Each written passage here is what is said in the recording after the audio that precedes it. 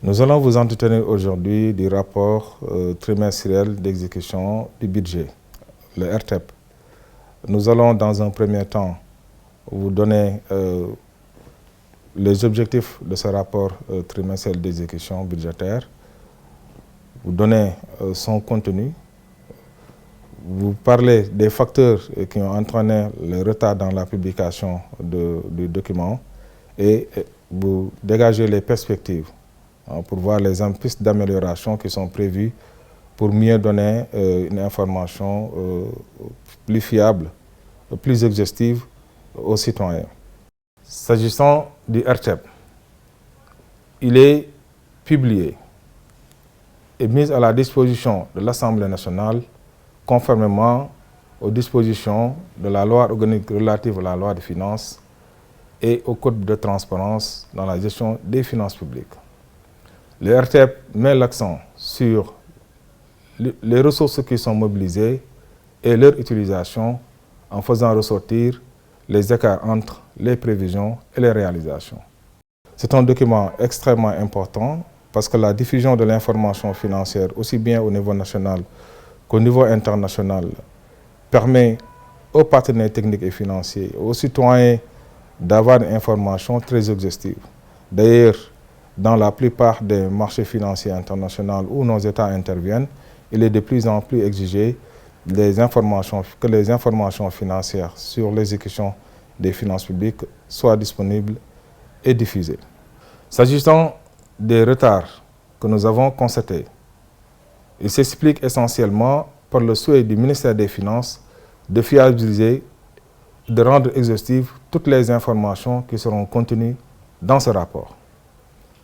Il a été constaté au moment de la finalisation du rapport au mois d'avril que des informations n'étaient pas contenues dans ce rapport. Il s'agit essentiellement des arriérés de paiement et des dépenses extra-budgétaires. Or, on connaît tous le contexte qui est ici actuellement, avec le débat sur la fiabilité des informations financières et qui est en train de porter un coup dur à la situation des finances publiques de notre pays. Donc, il était de notre responsabilité, de la responsabilité du ministère des Finances, de veiller à ce que les informations qui sont publiées soient fiables et exhaustives. Donc, ça a pris un peu de temps pour la fiabilisation et pour pouvoir intégrer les arriérés et les dépenses extra-budgétaires. C'est ce qui a été fait. S'agissant du premier trimestre de 2025, le retard s'explique essentiellement par le fait qu'il ne pouvait pas y avoir un saut de publication. Il fallait publier le rapport du quatrième trimestre avant de publier le rapport du premier trimestre. Le ministère aussi s'est inscrit dans la dynamique de fiabiliser toutes les informations qui seront mises à la disposition de la population. C'est ainsi qu'il est prévu de réformer fondamentalement le rapport trimestriel d'exécution budgétaire, en y intégrant la partie financement, notamment le remboursement de la dette en capital, le financement du déficit et les moyens de couverture de ces deux éléments, notamment les types d'interventions que l'État fera aussi bien sur le marché financier que sur le marché bancaire. De plus, nous nous sommes rendus compte que le RTEP qui est du quatrième trimestre qui est publié ne fait pas l'objet de révision. Or, lorsqu'on compare ce document et la loi de règlement, on se rendra compte nettement qu'il existe des écarts très importants. C'est la raison pour laquelle il y aura un RTEP provisoire qui sera publié dans les délais, un RTEP définitif qui sera publié après l'adoption de la loi de règlement en Conseil des ministres.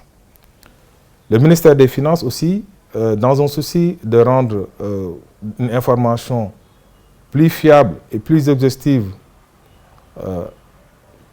auprès des citoyens, a décidé d'apporter quelques innovations dans l'élaboration du RTEP en intégrant cette fois-ci la partie du financement.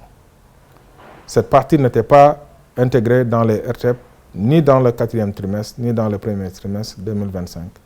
Mais dans le RTEP du deuxième trimestre 2025, qui sera publié à mi-août, l'autorité a pris la décision d'intégrer la partie du financement, notamment les emprunts le remboursement de la dette en principal et le financement du déficit budgétaire.